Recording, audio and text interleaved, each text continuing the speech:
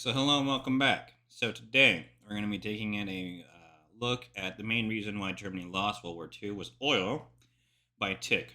He's a very good historian. Well, with links to all of his shit in the description that, again, if you check out, you should be able to find the sources like any good historian should do, especially on a topic like this. Now, I'm going to be giving my input and the reaction, and the original video is in the description.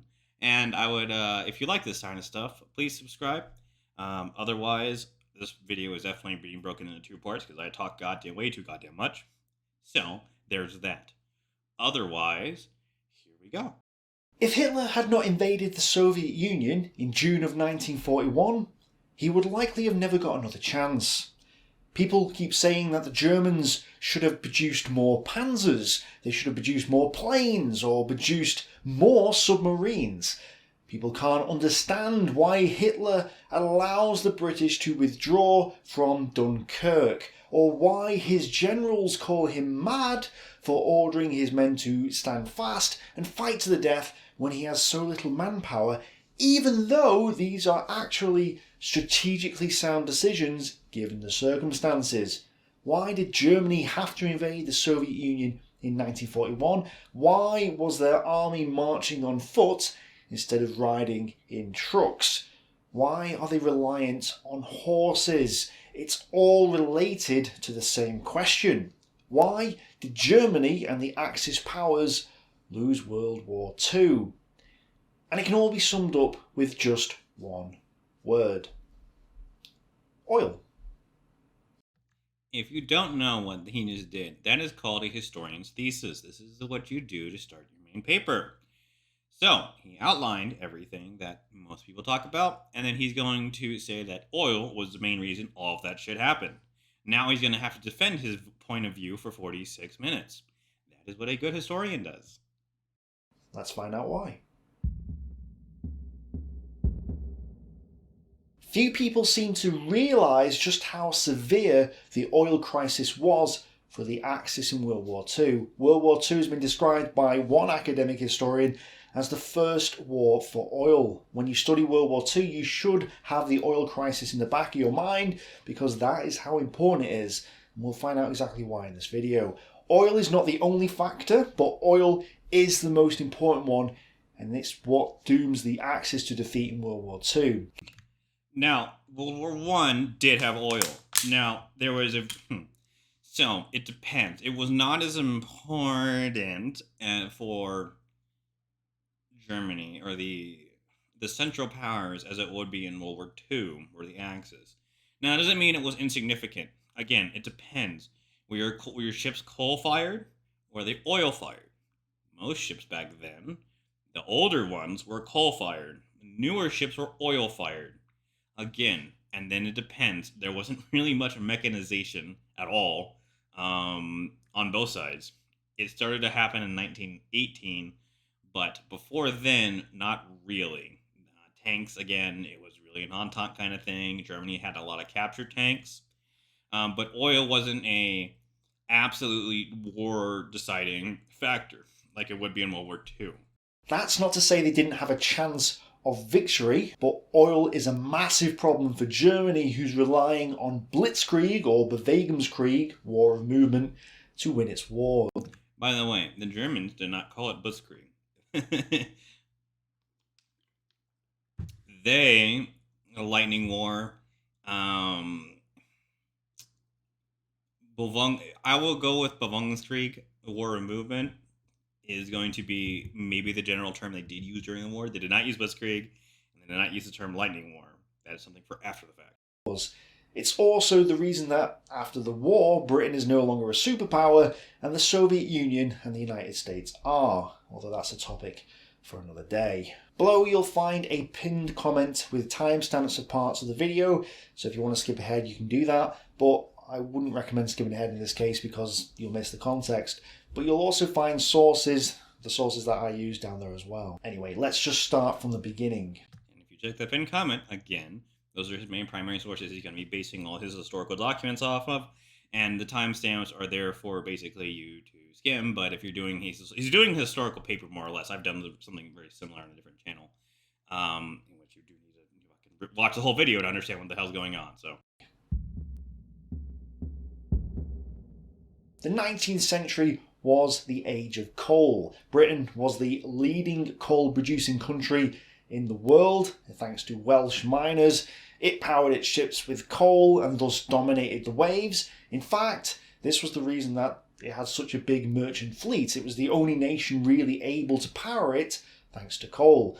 But in the early 1900s, it became obvious that oil was the emergent dominant energy source, since oil would power ships more effectively and would be able to power planes, cars, trucks, and eventually tanks, as well as industry as a whole. and that is true, kind of. Okay, so let me break this down. There are different types of coal. Germany, during World War One, had a fuck ton of coal. They also had a fuck ton of coal during World War Two. Now, it was low-grade coal. There's a difference. Britain had high-quality coal. Do I know the exact difference? Not really. I'm not a chemist. But during World War One, Britain used high-quality coal in their ships, which means that it didn't basically destroy their engines as badly as the coal during the Germans had to use during World War One. We're talking about a difference in of like 4 to 2 knots in speed for the German vessels that had to use that coked coal, if I remember correctly. The British didn't really have this problem.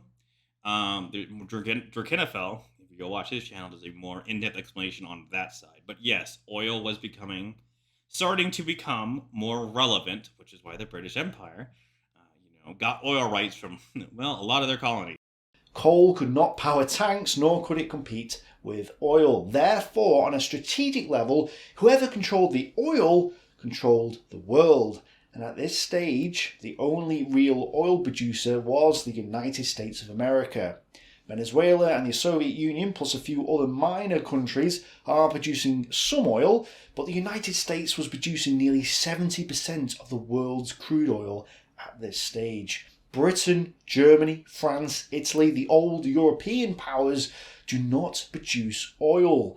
They became dependent on the USA and Venezuela, plus others, for oil, meaning that they now have to make sure they're on good terms with them in order to not pay over the top prices for oil, but also would have to secure access to them in the event of war. If they failed to do that, they would run out of oil very quickly. This is why the Weimar Republic sets about growing synthetic oil production, since Germany has little to no domestic oil production of its own.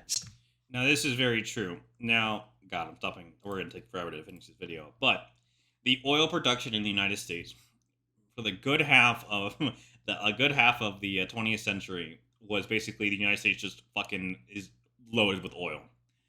The U.S. is still loaded with oil. That's a fact for another time I'll get into later. But especially back then, there's a lot of countries that had no idea they even had oil, and when they found it, it wasn't that much.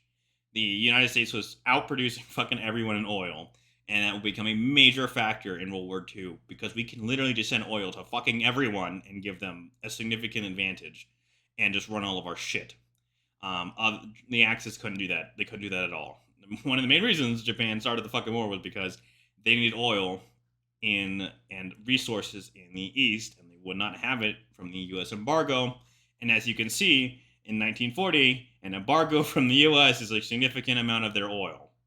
War. If they failed to do that, they would run out of oil very quickly. This is why the Weimar Republic sets about growing synthetic oil production, since Germany has little to no domestic oil production of its own. Synthetic oil production is essentially a process whereby coal is converted into oil.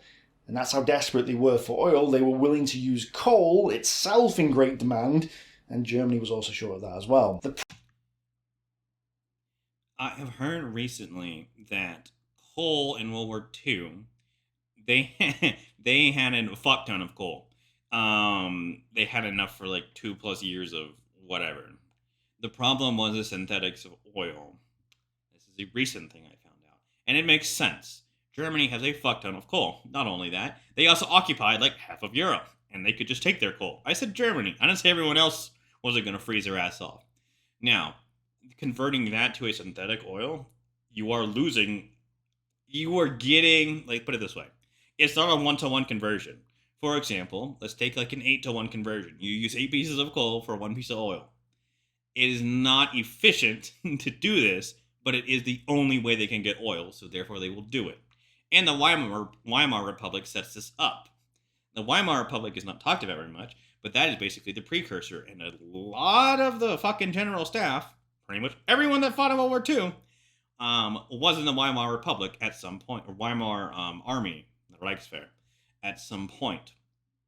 And that army was the one that studied the effects of World War One, why they lost, and did a whole bunch of reforms, and that's how you end up with Bewegungskrieg or Blitzkrieg or Lightning War in World War II, because of that general staff from 1918 or 1919 until 1933.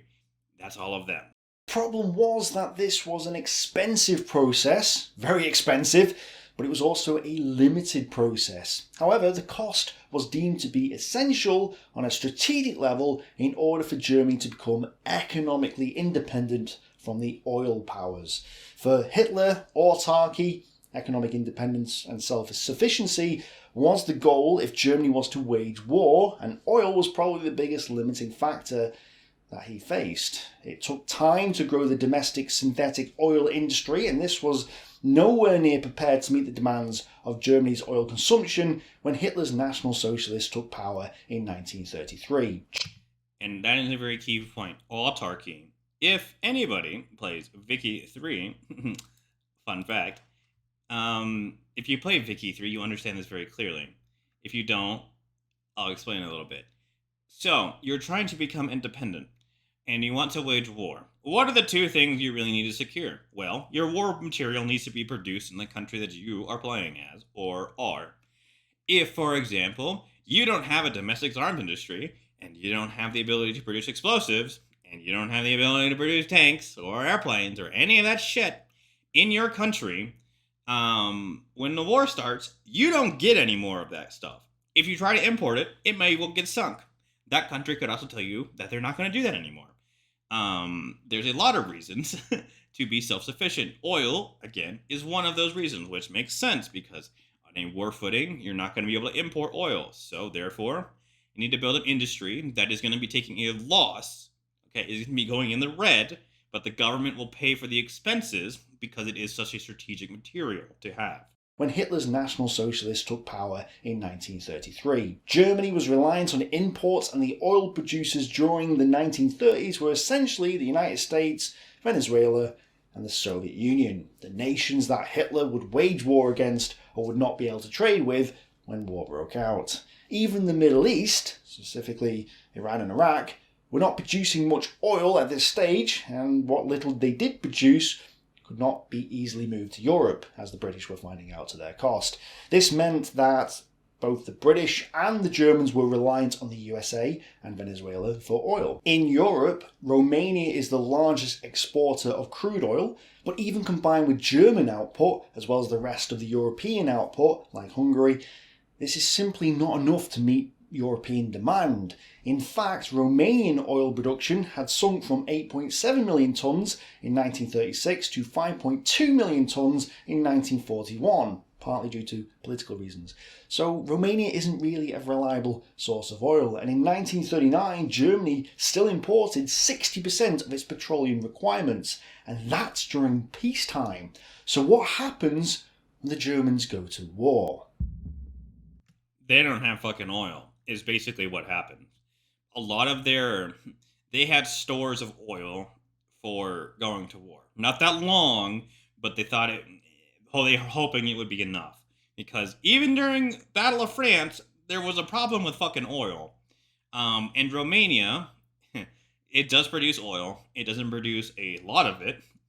He'll probably get into that Germany was fucking burning through all of it. And remember, Romania has to supply not only Germany, it has to supply Germany, Hungary, itself, Slovakia, Finland, Italy, and whoever else decides to fucking join up, so it'd be probably Croatia, with oil. They all need to please supply with the remaining oil, because there isn't really fucking oil anywhere else.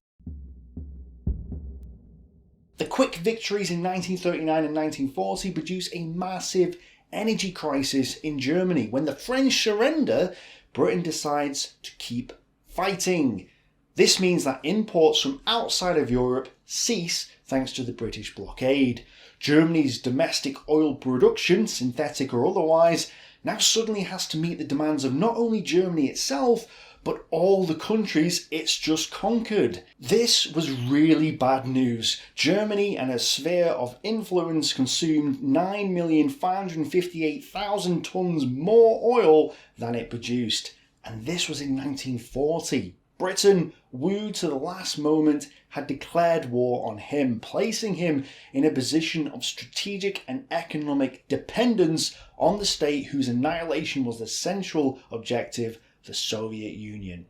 Drastic measures were introduced in May of 1941 to curb oil consumption, and these were ordered by Hitler himself. These were so severe that in 1941, Economics Minister Walter Funk said that the economy was receiving less than 18% of its peacetime oil quantities. But it isn't enough, and even more cuts to the civilian economy followed. These cuts... Now, 18% is probably not a very good number to be at, but across the board, oil production, across the board, civilian use of oil had to go down. There was rationing of everything. For the British, for the Americans, for the Soviets, everyone was rationing. Oil, in the United States, if everyone does remember this, they told you to get in a car, and if you're going to drive your car, you should put 4 people in it and then go somewhere, not one person. They said, we don't have the oil for that. You have rations. Now, so the civilian side of the economy is always going to take a hit when you go to war, because, again, rationing. 18% of it, though, that is fucking insane. I could see you going down to like 60% of you meeting the oil and being okay, but going down that far is really bad. Cuts were so extensive that British Air Ministry observers secretly referred to them in early 1942 as the severest form of rationing. But it still isn't enough, and the German army is affected. In February of 1941, Goering is warned by General der Infantry Georg Thomas, head of the War Economy and Armaments Office, that fuel reserves would only last about 2 months during operational consumption, i.e. during an offensive. General der Infantry, so German generals keep the branch that they came from. So their infantry, their panzer, their cavalry, if I am correct in this, it is the branch that they came from. So whatever rank or whatever branch, if you don't know what those are, is like infantry, cavalry, tanks. They're all in separate branches, and you have their own promotion system rank thing, okay? So if you say der Infantry, that means he came from the infantry. Der Panzer, same thing. And as he said, you got 2 months of oil. That's not much, especially when you're in Russia. Because again, this is why a lot of the army wasn't actually fucking motorized, because they didn't have any oil. On the 8th of March 1941, Keitel was also warned by Georg Thomas that existing supplies of petroleum would run out in the middle of August, or in the autumn. In March of 1941, General Erdhard Wagner, the Army Quartermaster General, gave an equally gloomy prognosis to Halder, informing him that once Germany lost its imports from the Soviet Union, existing stocks were only sufficient for 2 months of large-scale offensive consumption. Rommel has one eye on the petrol gauge at all times because the Italian fleet hasn't got enough oil to ship more oil across to him. In fact, the Italian fleet is sat in harbour throughout the war through lack of oil. Now that is true. The Italian fleet really couldn't do shit because of oil. It was a formidable force, according to the British. And it was, on paper. Because they hit the broadside of... They were really good at actually hitting a target. Let's put it this way. Their battleships had like fucking, if I remember correctly, 4 rangefinders, and the British are like, why the fuck do you have that many? So yeah, they could hit you. The problem was when they hit you, their shells didn't explode, which the British commented on. They're like, we feel bad for the Italian sailors, because if their shells hit, we'd be fucking dead. Rommel keeping an eye on the fuel gauge is kind of a meme, because he did not like logistics. He thought it was for someone else. Like a lot of generals, that are full of themselves. MacArthur, Rommel, Patton, Montgomery, Zukov. Again, logistics is for someone else. Now, logistics for the German army was put to you like this. In the German army, what position do you want? Okay? answer that question if you're going to be fighting in the German army. Most people say, I want to be a panzerman. I want to be in the Air Force, okay? Nobody usually says, I want to be the person in the logistics office, first of all. Second of all, the prestige of being a logistician in the German military as a general was low. Nobody listened to you, nobody respected you because logistics is something for stupid old people. People that aren't fit to fight in the front line. The Americans had a different take on this. For example, the German infantry got to select the best of the best conscripts, for them, and then it filters down to logistics that gets to pick mediocre guys. The Americans did the opposite.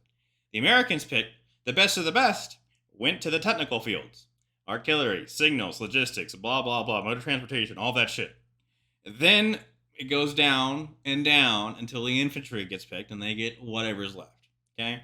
Now, on a whole, I'm not saying that the American infantry was fucking atrocious or anything like that. Quite the contrary, they're pretty good. But the Germans got to select some of the best guys for that. Okay? The Americans didn't. This is why in Band of Brothers, all the guys that signed up are like, what do they have in common? I want the man next to me to be the best of the best. Because in the regular infantry units, that wasn't really the fucking case. Okay?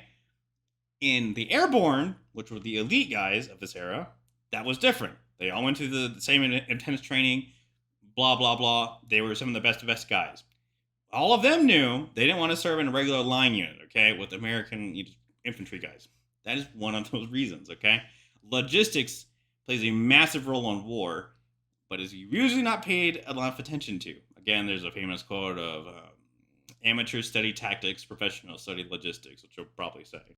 In May 1941, Georg Thomas again says Germany will run out of oil in late October 1941. In late May 1941, General Adolf von Schell, the man responsible for the motor vehicle industry, seriously suggested that in light of the chronic shortage of oil, it would be advisable to carry out a partial demotorization of the Wehrmacht. At this stage, the German army has 10 motorised and 20 panzer divisions at this stage, out of 151 divisions aimed at the Soviet Union.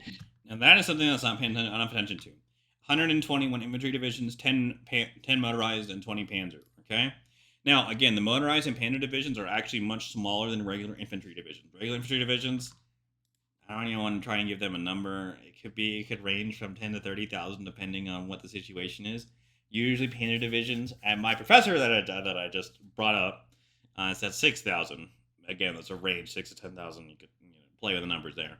But think about the amount of damage that is done with just those few divisions. And that's all, you don't need that. You would want more, but again, you're playing with limited resources.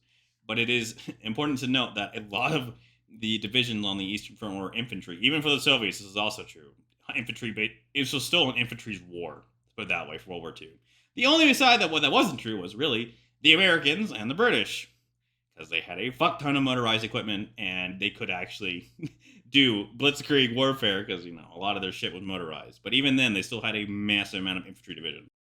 Yet here was the leading general of the motor industry seriously suggesting that they reduce this number even further. As a result of the fuel crisis, the Wehrmacht was forced to rely extensively on horse-drawn transport, which led to further problems. The tremendous difficulties in the pace of march between the motorised and other units raised the issue of when and how to close pockets. Horse-drawn columns were vulnerable to attacks that aggravated logistic problems, and the lack of fodder and replacement animals put a strain on civilian supplies. If they do nothing, the Germans and the Axis powers in Europe will lose their ability to strike.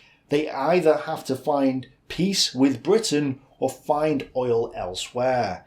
There is an attempt to get more oil from Romania in the March of 1941 when Goering meets with Romanian dictator Antonescu in Vienna to discuss the raising of oil production in Romania. Goering also forms the Continental Oil AG in 1940 and 41, which was essentially a Central European fuel company that aims to get as much oil as possible. It secured the Romanian oil fields for Germany by buying out Belgian and French-owned oil companies in Romania, controlling 23% of the oil production in Romania by the spring of 1942. But Romanian oil could only really go so far, and peace with Britain now seemed remote.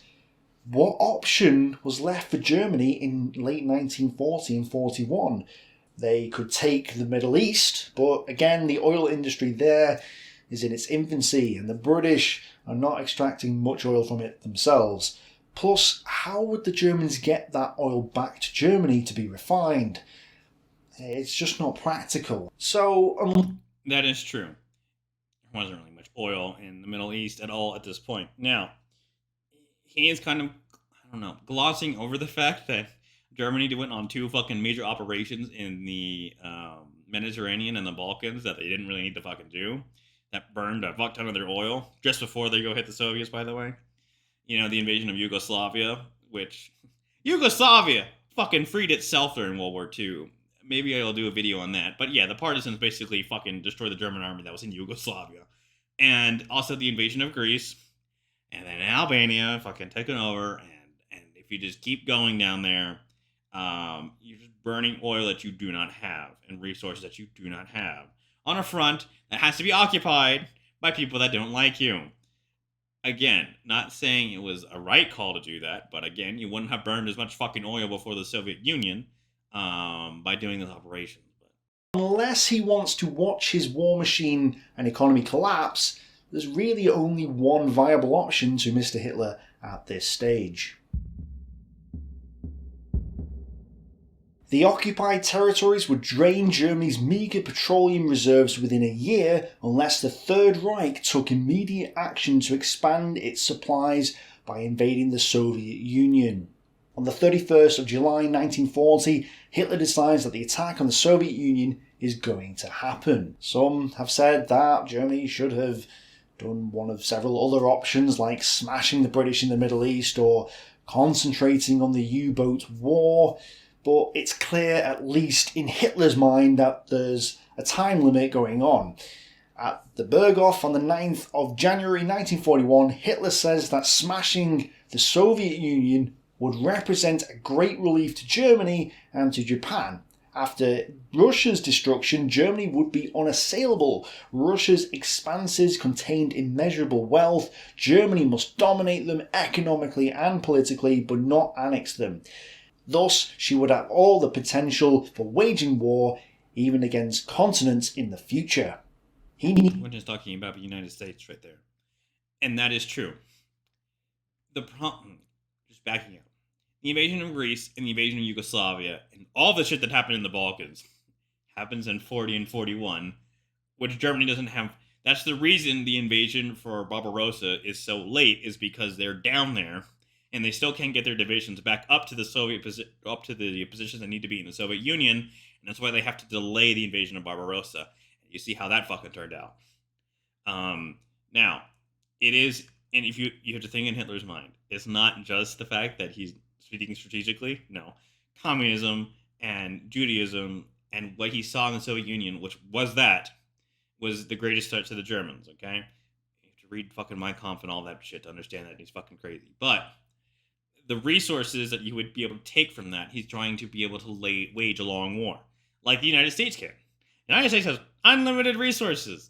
If we just sit there for 10 years on war economy, I mean, we'll just have so much equipment. Every man has like a fucking M4 tank, okay? But he wants to try to do that because Germany doesn't have any fucking resources. It doesn't have a lot of fucking heavy water they have to get from Norway and Sweden. They gotta get, oil from the Soviets, and now they're gonna try to take the oil fields in the Soviet Union, and they're also gonna try to take the grain supplies in the Ukraine so they can feed the people. All about Lebensraum and all of that shit. He needs Soviet oil, and his eyes are on the Caucasus. It is crucial to seize quickly and exploit the Caucasus oil fields, at least the areas around Maykop and Grozny. In oil fields that have not yet been completely destroyed, it will take about a month to resume production and another month for its transport. we will have to seize those areas no later than the end of the operation's second month. If this proved unsuccessful, we must expect the most serious repercussions with unpredictable consequences for military operations after the 1st of September 1941 and for the survival of the economy. And that is a very optimistic prospect of being able to secure the oil fields and turn them around, repair them, and start shipping oil to Germany. A fun fact, they did studies, if I remember correctly, they blew the fucking oil fields up. It'd be more than a few months to get them back up and operational, let alone start pumping the oil out that they were producing before they got blown up. 1st of September 1941. This is the date that Germany has to win by. If it doesn't win by early September, the Germans will suffer big time. Why does Hitler invade the Soviet Union when he does? Because June 1941 is the latest the Germans can actually invade. Why not earlier? Rainy season, Balkans, Russian winter in 1940-41. He covers it, right? Balkans expedition, again, in my estimation, is a fucking waste of time. And he's, again, rainy season and all of that shit. It complicates factors on why you can't invade earlier. But, again. Just to name a few issues. But there is an argument to say, well, he could have invaded a few weeks earlier, and that's fine. But the point is that the summer of 1941 is the last time Germany has the option to invade because of the oil crisis. Now, that is true. They did only have to the summer. Maybe they could have pushed it back a few more months if they didn't invade the Balkans. Maybe if they launched it earlier, but then earlier you're burning more fuel. But again, it comes down to the blockade. They just don't have enough fucking oil. They don't have oil anywhere, and they can't get it. And the only way to get it is to trade with the Soviets. And that means going into them to kill them, because the Soviets also knew they weren't stupid. They knew an invasion was going to come. Now, they thought it would come in 42, 43, 44. They didn't think it happened in 41, which is why Stalin had a fucking panic attack and locked himself in a room and refused to believe what was going on. But yeah, Britain blockade 1940. Buying a stock of oil. Invasion of the Soviet Union. You'll lose more fucking oil. Britain's decision to keep on fighting in 1940 forces this on Germany. The blockade prevents German imports of oil, starving the Axis of the means to fight. This is what triggers Germany to invade the Soviet Union and sets a time limit to that invasion. And either way, Germany invades the Soviet Union in 1941 with the goal of keeping this to a short war. It has to be short because they only have enough oil to fight it for a few months. The oil crisis dictates that Germany must win and take the Caucasus in 2 months, otherwise their army will be rendered ineffective. They must either knock out the Soviets completely, force their collapse or surrender, or crush the Red Army and then take the oil before the Soviets have time to recover. This is why going to Moscow in 1941 is wrong. This is why taking on Leningrad is kind of irrelevant. This is why Guderian is turned south to help Army Group South, which does in fact go into the Caucasus briefly in 1941 and is forced back. It's because Germany needs to get to the oil. The reason Barbarossa is designed to be a short, sharp campaign to wipe the Soviets out at the border and then ride off into victory is because of the oil shortage. It's not because of the limited manpower. It's not because they can't replace tanks. They actually can. Yeah, and let's take a look at this. Let's take a look at this real quick, okay? So, you can see right here, they didn't make it to the Caucasus. They didn't make it to the Caucasus. They had to turn back. Now, they were, again, Hitler did listen to his generals here. Okay, what did his generals want to do? They wanted to take Leningrad and they wanted to take Moscow. Very simple reason why. Germany has 2 options. You take the oil fields immediately in the campaign, or you knock the Soviets out. Okay, they went with option 2, knock the Soviets out.